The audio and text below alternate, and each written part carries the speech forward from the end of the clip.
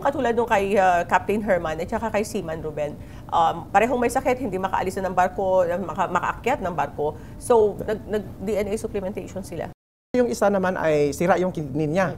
So, siguro ang problema lang doon, yung process of filtration. No? So, kasi ang kidney, siyang nagsala ng dugo para itapon yung mga dumi. Opo. So, ngayon, nung nag-inom na siya ng Imorigen, sa tingin ko doon, yung Imorigen, naggawa ng panibagong kidney cells. Opo. Kasi hindi pwedeng gagawa ng ihi kung walang kidney cells. Opo. Ang theory na ang tao ay mag-kidney dialysis o hindi na siya makaihi, eh sira yung kanyang kidney tubules. Kasi ang isang kidney mayroong 1 million tubules na yung sala ng dugo. Opo. Wow.